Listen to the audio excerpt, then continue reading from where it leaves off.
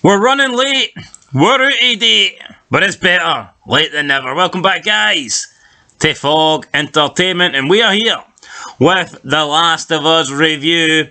The season finale was last night, but that's not the review we're here with because, like I said, we're late. We're in fact very late. So we're here to review episode 8 of season 1, which was, of course, When We Are in Need. So episode 8 is essentially... it's basically the arc with David from the game. We will explain it in a minute. But again, my issues with this was the same issues I've got with previous episodes. It just felt like the pacing was off. I don't feel like we spend enough time with David. It's almost like as soon as you're beginning to understand him, and as soon as you're beginning to get to know him, he dies, and that's the issue. I think that's the problem you've got when these characters are, getting one episode. That's it. Basically, these characters are getting one episode. Now, a lot of people compare this show to The Walking Dead. I don't think it's like The Walking Dead, but let's just compare it to The Walking Dead. I mean, how many important characters get one episode in The Walking Dead? None. People that get one episode in The Walking Dead are literally jobber characters. But when you look at David, when you look at Tess, when you look at the two brothers and stuff, they're really important characters. Yet you don't feel that way because literally you see them, and then by the end of 40 minutes are gone. So disgraceful. But yet we see Frank, who was never really in the game, and he gets 75 minutes of broke back action, bro. It's an absolute joke. And again, I mean, if we want to, let's talk about the diversity, man. They're obviously pushing. They've race swapped some characters. They've brought in characters that are black. I mean, that's good and all that. But let's look at the two characters. Let's look at the two bad people. I mean, you had the fat bitch who was white. I forget. Marlene? No, not Marlene. I forget her name, but even then, Kathleen. It's like her and her group was bloody white, and then you got this group tonight, David's group. First of all, they're all white, not a person of colour in sight, and then you've got the rhymes. Dun, dun, and then you've got to add in the extra, value that they are, of course, very super religious. And their Bible bashing, and it feels like this show is just so woke, man. And they're, white people are bad, Christian people are bad. Can we just get a show without politics and without all this? Bella Ramsey used to have a YouTube channel and was really into God. Used to post about God and all his 316. Bella 316 says I look like a Mongo, all that good stuff. You sure she wasn't into Stone Cold Steve Austin? No, but what happened? I don't know. Anyway, guys, we're not going to spend too much on this episode. The episode starts off, obviously, with... first of all, we actually get to see David. He's a pastor. In the group, someone is just being buried. It turns out that it's our father. So... yeah, he's basically people are losing hope in David. So he's the leader, and I guess they're just losing hope that he can still be in charge, protect them, feed them. See, in my opinion, I thought this guy came across as very weak, and it's like, how's this guy even leading them? James, who is played by Troy Baker, who played Joel in the games, he's his number 2 in the game, and even he seems to be. It's almost like he's losing hope as well, and he asks how much of the venison, elk, and rabbit do they have left. James warns that they can only last another week on rations, and David asks James if he is doubting his leadership, and then James pledges his loyalty to David, and they agree to go hunting. Now, it turns out later, we'll talk about that in a wee minute. So Ellie is looking after Joel. Joel's still out, so she makes sure his bandages are clean and all that stuff. Then she goes out hunting. We see her hunting down a rabbit. It's a deer actually. Sorry, she shoots a deer. She goes to retrieve the deer, but then she runs into David and James. She tells them to back up. She has a gun. David tells James to drop their guns, and David then offers a trade. With Ellie, he says that, we've got some medicine, and you obviously need it for the person that you're with. We can give you a trade, half the deer for half the medicine. But David's like, you can come with me, I'll keep you safe, all this stuff. But Ellie's not interested, so James goes to get the supplies. And at this point in the game, you get a lot of bonding between Ellie and David. Well, I wouldn't say bond, but you get a lot of dialogue, right? You get a lot of dialogue. He does. David in the game, I think, does come across as a lot more like trustworthy. You know, it's like they keep his like intentions hidden for longer, but because this show is so rushed, it's almost like straight away they reveal that David's got like, you know, bad intentions, whatever. Whereas in the game, you speak to him quite a lot, and then you get like must be like a 20-minute, half an hour like gameplay, a run of gameplay and cutscenes where you're actually teaming up with David to fight off Infected. Yeah, but in this, it's for the get-go. It's very rushed. I mean, I'm going to get to the bit... When we get to it, I'll discuss the biggest problem with this episode. Well, they're sitting down there, then David literally says, no, everything happens for a reason. And then he says that him and a couple of his men were out on a run, like a few weeks ago or whatever. One of them didn't come back. He was murdered. And apparently he was murdered by a man who was travelling with a little girl. And Ellie realises at this point that it was one of David's men. Then James is there. He's came back. He's got the penicillin, but he's got the gun pointed at Ellie. And David tells him, no, drop the gun. So they give Ellie... I don't even think Ellie takes half of the deer, to be honest. They just give her the medicine. I think she runs back to Joel. I'm pretty sure that is what happens, yeah. Get the injection out here, Jolie boy. Yeah, so David and James take the deer back to their camp. I guess the people are going to eat good tonight, so they're sitting down eating. But it was weird because it looked like David had a massive fucking bowl and everyone else had a small bowl. David was then talking to the daughter of Alec, the man that Joel killed. Then David asks Hannah, that's her name, if you like your father.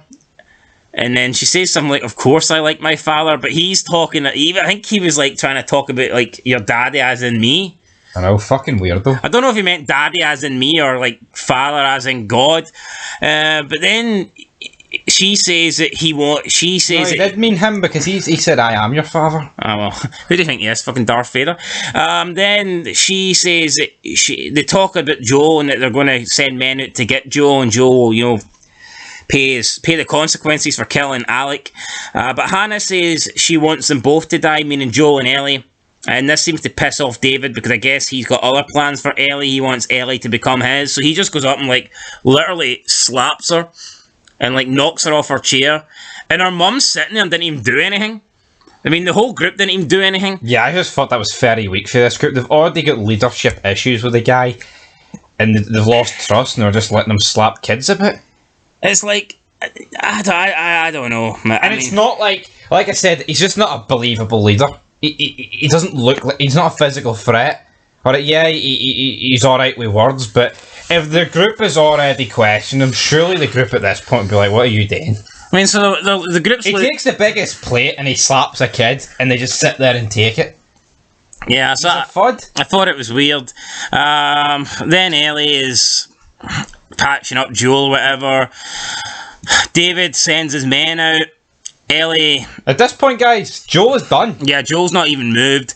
Ellie sees David and his people coming, so she gives Joel a knife and tells him to get up, but he can't get up, so she leaves him and says, right, I'm going to distract them, I'm going to get them away from here. So she goes on the horse, but she doesn't get far because James then shoots her off the horse. I think he shoots the horse falls, she goes down.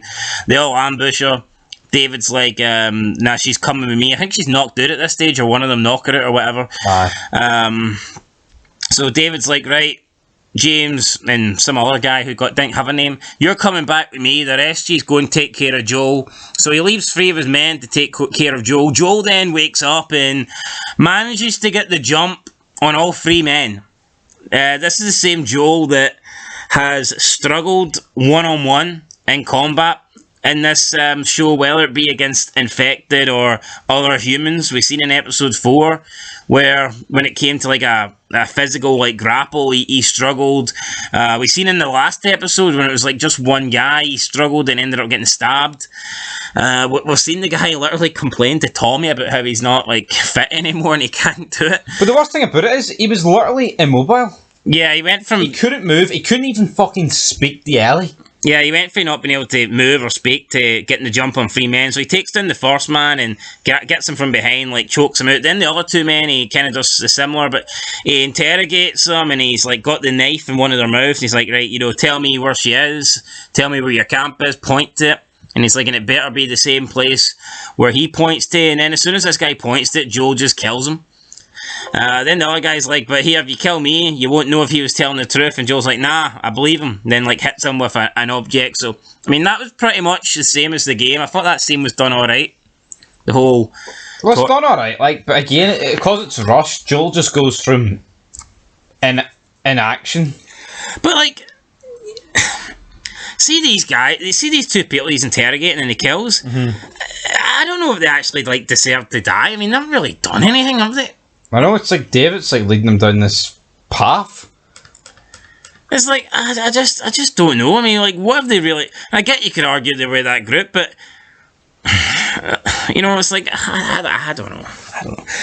I don't think Joel can determine that these 2 are bad, like, but he just kind of straight up executes them anyway. Then back at David's camp, Ellie is being kept in like a cage.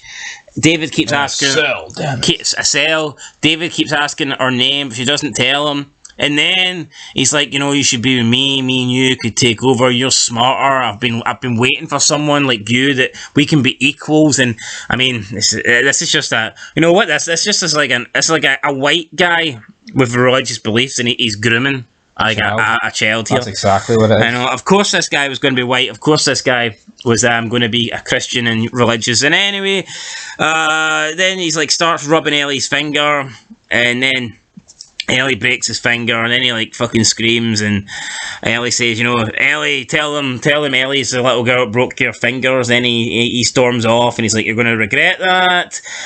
Ellie also finds out that they're eating meat because she sees like an ear on the floor. David says, look, you don't want to do it, but it's like a last resort, blah, blah, blah. Then we come back, and they're going to kill Ellie basically because of like she broke his finger. So David comes with James, and I guess since Ellie's not going to team up and submit or whatever to David, then he's gonna kill her. He's changed his plans for her. He's going to serve her to the town instead. But Ellie says, nah, don't do it. I'm infected and you can't eat me. I'm like tainted meat, so to speak. David then slams the machete down into the table and checks her arm, and they do see the bite. So they see the bite, and during the grapple to get Ellie out the cage, she also bit David. So this kind of leads you to believe that David now might be infected. No, James kind of looks at him, and I guess if he doubted his leadership, I mean, he's probably even feeling, he's probably doubting it even more now that he thinks maybe his leader could be infected. But he's like, nah, it can't be. She would have turned by now. And while they're kind of arguing over whether the bite's real and whether, they're infected or not infected, Ellie then grabs the machete and rams it into James's neck, killing James, killing Troy Baker. She then makes a run for it, and David then just kind of coldly takes the machete out of James's neck. Doesn't even look bothered that his second in command's just literally died here. He just takes the cleaver and proceeds to follow Ellie into the next room, which appears to be like some sort of dining room restaurant. Then we see Joel running through the fields, he's running through the snow, I guess trying to get to the location that those guys pointed to on the map. Then we see like Ellie, she's like throwing like Molotovs in this restaurant, and it starts going up in flames. The curtains are catching fire. The whole restaurant's going up in fire. Then they get into like after David like kind of like stalks around the restaurant, they get into like a grapple, I guess. David like overpowers her. And I think I think they're alluding to the fact that he's going to rape her here, but he's like left his machete down, and she manages to grab it, and she like swings the machete, and I think it hits him like in the neck or head area or whatever. It doesn't kill him, but obviously it wounds him enough for him to like fall off of her. Then she grabs the machete and jumps on top of him, and Whale's doing just similar to the game about 15-20 times whatever. She then decides to stop and go outside, and then about 2 minutes after that, Joe randomly walks up behind her and goes, "Oh, hey, it's okay, baby girl." In the game, he was the one that like dragged her off David, and that was so much better than this. And also, even the way he grabbed her here, like in the game, he could have fucking stabbed. And in the game, he's the one that grabs Ellie off David. In this, it's like she'd already done it, then she just like decided to get up and wander it. Like, I don't she's get independent. She knew when to stop stabbing him. Like, why is every change they make worse? Every single fucking one. There's not been a scene that they have changed from the game that's been better. Not one. Nope. Not one. And you know what? By the end when we finish this, I think we'll actually make a vid where we'll go through and we'll look at the big scenes that they did change and we'll maybe rank them or something like that. But honestly, the scenes that they've implemented or the scenes that they've changed from the game to the TV series, they've all sucked in my opinion. Feels like a mini-series. It doesn't feel like a show. And that's basically it. Joel says, "Oh, it's alright, baby girl, they're outside. You see the restaurant burning. David's just left there, butchered up inside, and that's the end of the episode. They stumble away." So again, you're just introduced to this guy and he's killed within 40 minutes. But yet you're supposed to believe, oh, this guy's a massive villain. But look at villains, right, in TV shows. Look, I mean, you've got The Walking Dead, you've got the Governor, Negan, Breaking Bad, you've got Gus, Sons of Anarchy, you've got all these rival guys. How the hell can... I just don't see how you're supposed to get... Like, most characters that get one episode are like, minor characters. Yep. But, like, all the major... Alright, I get it. There's two major characters. But you can't tell me David. You can't tell me Ted. You can't tell me they're minor characters. But in the show, they feel minor. But they do. Just because they're not the two main characters doesn't mean... Who do you feel is in third place in this show in terms of major characters?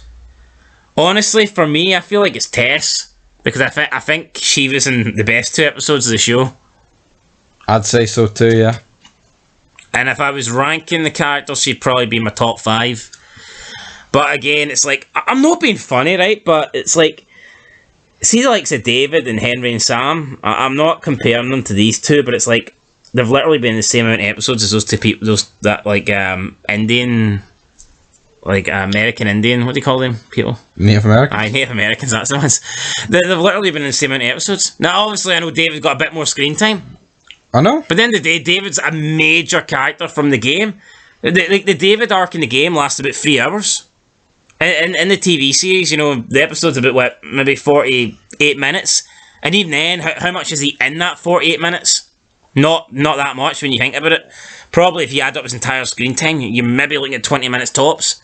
It's just not enough time. It's not enough time to get invested. It just feels like a rushed mess that, like, you can survive 20 years in this, and then, like, within, like a 6-hour spell in a day, they take this girl home to their base, and she basically just wipes out like all the main guys in it and kills the leader within like in a 6-hour period. I guess anyone can kind of die, like, I mean. But I know, but say you've not played the game, but you're aware of people in the game, and you're watching this, you'd be like, this is fucking shite.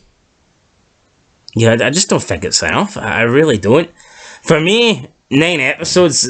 I actually see when it got announced it was 9 episodes, or even when it just got announced, right? I actually thought season 1 would end with them at the Capitol building, and finding out Tess was infected and she's sacked. That's what I felt they were going to end season 1. Now maybe you can say that would have been too slow, it would have been boring or whatever, but for me, that's what I felt they would have ended it.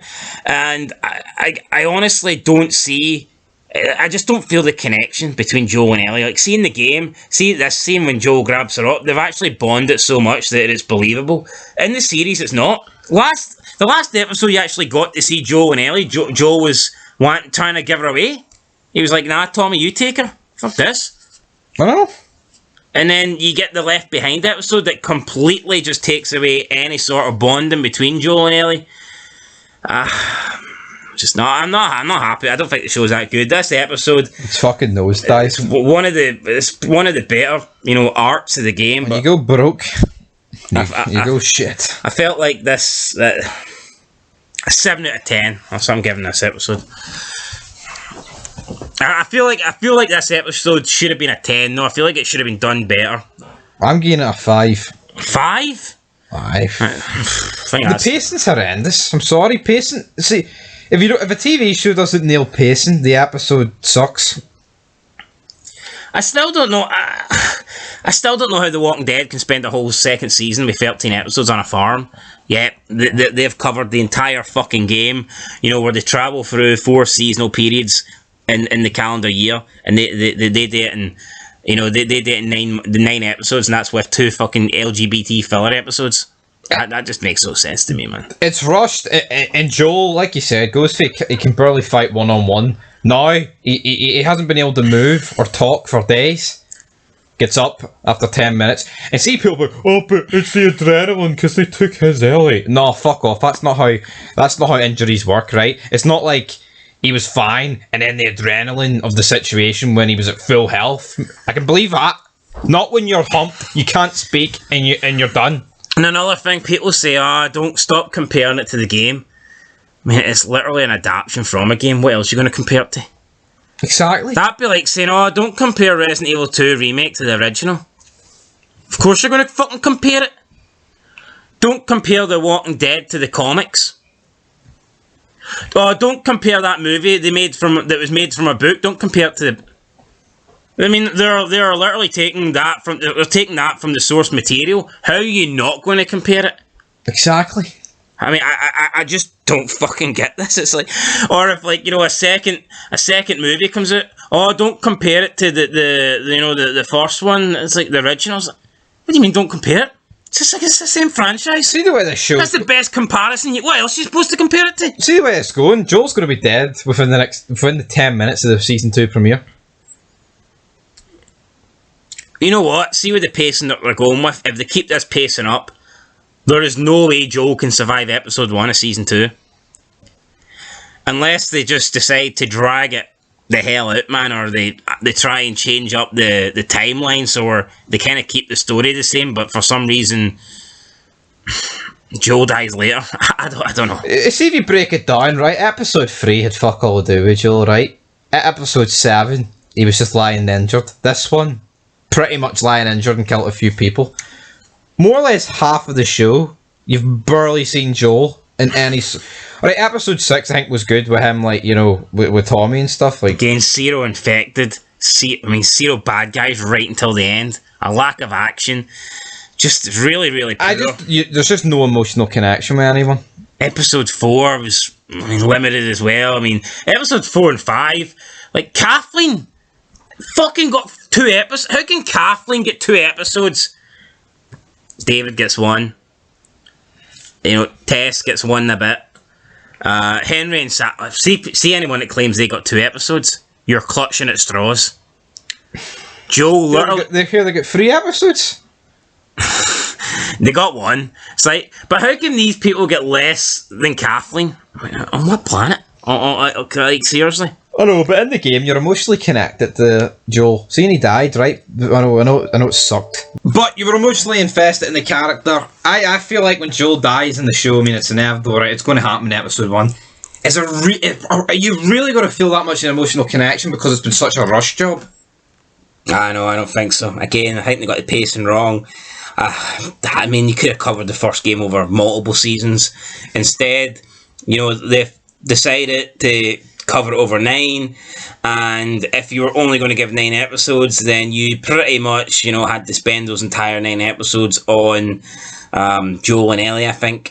And they've not done that. They've gave you fucking Left Behind, and they've gave you the Bill and Frank gay episode, which just wasn't necessary, and it took away from screen time. And again, the end of this episode, Joel coming up and, you know, grabbing her and saying baby girl and all that, it seems forced because the connection between those two doesn't seem like it's at that point yet, you know. It's like, I still feel like they're awkward around each other. Yeah, I'm and not... also, right, see all the deaths, right? Oh, Tess hurt. You felt more creeped out at the scene than you felt any sort of emotional fucking distress about her dying, right? Yeah. Then the next 2, right? Let's just be real, troops. It was gay. Didn't feel anything. Who died after this? I felt sick to my stomach, like. See when Kathleen died, alright, I felt something there, but it wasn't because I was sad. It's like, thank God she's gone. See when Henry and Sam died, I was more thinking about the fact she tried to rub her blood on him to prevent him from turning instead of telling those 2 that he's bit. Alright, look, I'm not gonna rant here, 10 minutes rant on the show. It's not as good as the game. We've one more episode to review, guys, and then we'll make a bunch of videos on season 1. But yeah, overall, disappointing. We'll give this episode a 6 out of 10. Should have been great, should have been perfect, and it just was not. So that's it, guys. Catch you in the next one. Make sure you like, subscribe, comment, and until next time, peace.